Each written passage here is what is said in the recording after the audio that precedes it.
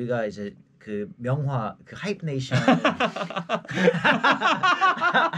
명화 하이프 네이션을 같이 찍었는데 절대 보지 마세요. In 2010, CJ Entertainment and Universal International Studios joined hands to produce the first American-Korean dance film. The production team cast a star-studded list of high-profile celebrities and was backed by a huge Hollywood budget. The news of this large-scale global project attracted attention from the film industry and the public as it was set to rival the Step Up franchise. The movie was set to release in the summer of 2011. However, it was never finished filming, yet it was still released. Hi everyone, and welcome back to Midnight Theories, and if you're new here, welcome to Midnight Theories. Today I'm covering the true story behind the infamous film Hype Nation 3D, a movie so bad that even Jay Park doesn't want to see it. 그 명화 그 하이프 네이션 명화 하이프 네이션을 같이 찍었는데 절대 보지 마세요. And how the director was able to swindle Jay, Hollywood, and the investors. Are we gonna talk about this motherfucking movie or not? If you've never heard of Hype Nation 3D, don't feel bad because neither have I until I was researching for my Rania Dr. Feelgood video. Hype Nation 3D was set to be the biggest dance film since the Step Up franchise that initially exploded in popularity in 2006. The production team cast a list of high-profile celebrities, which included Jay Park, a pre-debutee from Rania, J Boog, and Little Fizz from the American R&B group B2K, with the addition of world-renowned b-boy team Gambler Crew, and the music production by Teddy Riley. The movie opens with a group of detectives discussing the missing persons case of a man named Jason Lee and the embezzlement accusations against him. 2 people had reported him missing, and no, it's not family, friends, or the people he may have scammed, but actually, it was his first love that he hasn't seen in 10 years, and his doctor from Germany. We are then introduced to Jason and his crew. They all have interesting nicknames, and then there's just Brad. The movie then cuts to a gang of men discussing the deeper meaning of 10 Minutes by first-gen it girl Lee Hyori. Can somebody besides him tell me what the fuck 10 Minutes is about? Hey. Let me break it down for you right quick about Lee Hyori. It's about a girl who's got a little bit of an ego with a little swag and attitude and shit. The ones who think they can get any guy they want, whenever they want. Put some respect on my girl's name. She didn't make the song of the century and become one of the most loved and respected entertainers to be this disrespected and sexualized by gross men like this.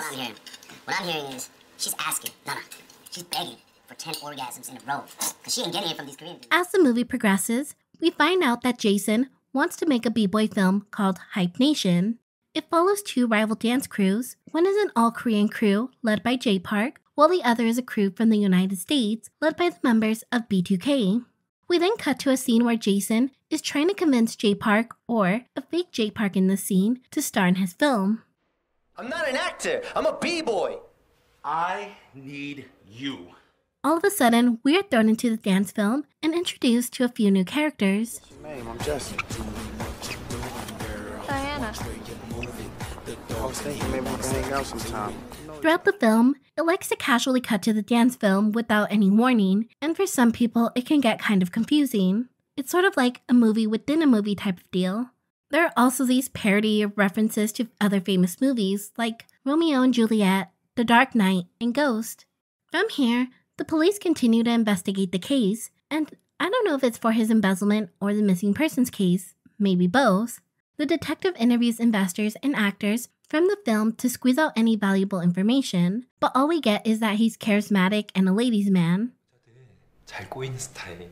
완전 찐따인데 묘하게 꼬인다니까. 로맨틱 스윗가이? Halfway through the movie, the detectives interview Stella, Jason's first love, and his doctor, the 2 people that reported him missing. Jason eventually turns himself into the police, and his cousin comes up for questioning. The cousin tells the detectives that they should contact Jason's lawyer, Brenda. It's a woman. It's a girl. Jason's piano is This was a little confusing since earlier in the movie, we are introduced to Brad. Remember Brad? Yeah, supposedly he was Jason's lawyer. Plot twist, turns out Brenda is actually Jason's doctor, who he was having an affair with. Brenda feels wronged by Jason for his cheating ways and wants to get revenge by... Oh yeah, and the chief detective was also involved with Brenda and Jason. Back at the station, Stella is given a VHS tape with the film Hype Nation. Jason left this tape when he was questioned by the police. The film then ends with a screen that reads, based on real events. As of December 2013, the fraud case relating to this story is currently on trial in California court. I went into this movie knowing very little about it. I read a few articles about who was cast and watched the trailer. With that much information, I felt completely bamboozled by the end of this movie. It wasn't even close to any step-up movie I've ever seen, nor did any of the celebrity main cast appear on screen enough to actually be listed as main characters.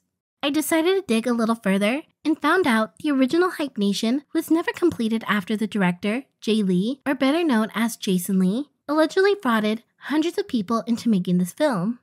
Hype Nation was an ambitious project spearheaded by director Jay Lee. Before becoming the self-proclaimed big-time film director Jason claims to be, he was just an owner of a small video store in America. He somehow found a way to step foot into the Korean film industry and secured a large sum of money from wealthy investors and allegedly tricked Korean film officials to rent an office in Universal Studios and proceeded to distribute false contracts to celebrities. The film was set to film half in Korea and half in the United States. After filming all its shots in Seoul, the American staff and actors were sent back to the US to finish the rest of the production. Somewhere between the switch for filming location, the director, Jason Lee, allegedly disappeared with the investors' money, leaving an unfinished movie behind. Hype Nation was strongly believed to be a false project used to embezzle money from the investors.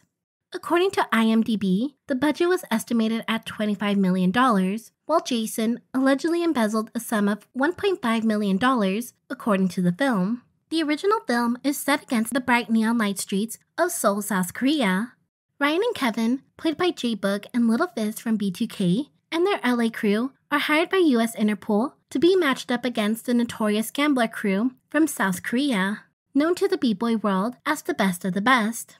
Their mission is to gather information about Tony Kai, an ex-Yakuza member who controls the Asian underworld in the United States. Tony Kai is in South Korea, planning a worldwide monopoly on drugs, sex, and gambling. Ryan and Kevin struggle as they go deeper into the Asian underworld. Ryan falls for the beautiful Korean girl named Diana, played by Rania's Tae, who happens to be the sister of Kicker, played by Jay Park, the leader of the mafia-run gambler crew. Their love is put to the test as the rivalry between the two crews escalates. As reality sets in, the crew from LA is no match against the world champion gamblers crew in the Match 1 competition. Ryan, Kevin, and the crew go into hiding, where they meet an underground b-boy legend, Chubbs, and together, they prepare for an against-all-odds battle against Tony Kai, Kicker, and the gambler crew. The film instantly drew attention for its star-studded cast from not only the film industry, but also from the public, becoming the most talked-about film of the year. The movie starred Jay Park, the ex-leader of one of the hottest boy bands at the time, 2PM. Jay's involvement in the film was headlining news at the time, since he was freshly kicked out of 2PM and JYP Entertainment the year before. 지난해 불미스러운 일로 갑작스럽게 팀을 탈퇴하고 미국으로 떠났던 2PM의 리더 재범. In 2009, the Korean-American singer was put on trial by the public after netizens found some controversial comments he made about Korea. Jay flew back to the United States after his termination from the company and gave live updates through YouTube videos and did small appearances with his crew AOM, Art of Movement, and B-Boy competitions. According to an industry source, Jay and Lee had been friends for a long time. Allegedly, Jason had offered Jay the role back when he was working under 2PM. After he was kicked out of his agency, Jason approached him again and persuaded him to join, under the guise of helping him secure a successful comeback in Korea and advancements into Hollywood. Originally, actress and singer Son Nambi was cast as the main character, but withdrew from the project after delays that occurred due to the economic recession in the United States. On April 14, 2010, Jay Park was officially confirmed for the film. This signaled an enormous shift in Jay Park's career. It would also signal the return of Jay Park to Korea, where it all began. He was later confirmed to be working on an OST for the movie, with the title track Demon, a song produced for Michael Jackson by Teddy Riley.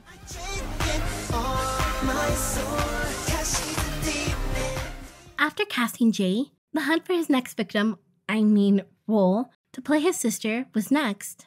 The search eventually narrowed down to 7 women, all of which who were preparing to debut as a girl group under the name Rania. Teddy Riley, the group's producer, and the agency, DR Music, eventually chose Teddy for the role. After the rest of the cast was selected, the film went into production with the goal release date sometime in the summer of 2011. Any information outside of the casting list was kept tightly under wraps.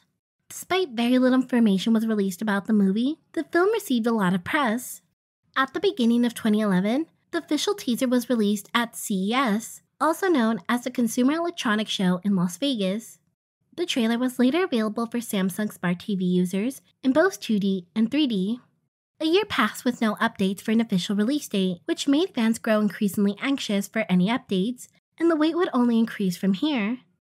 After Jason's disappearance, the unfinished film was shelved for years, collecting dust.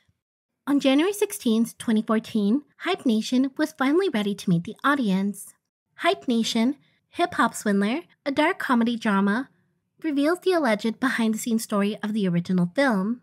Many of you might be wondering how much of the film follows what really happened, and I'm not sure, to be honest. A lot of it just seems to make fun of Jason and make him this over-the-top character.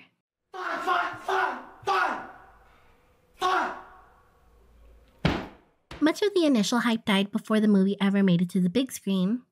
On opening day, around 500 people watched it and made less than $400K at the box office, with a total of $15,000 after its run.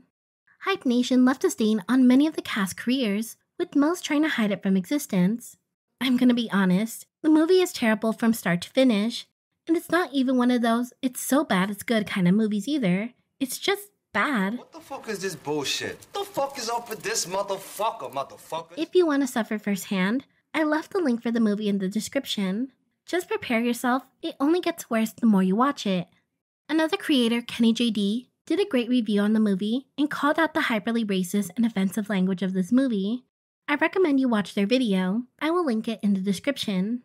If you like this video, check out my video on the Wonder Girls Nickelodeon movie, listed at the end. And as always, thank you for watching and enjoy your stay.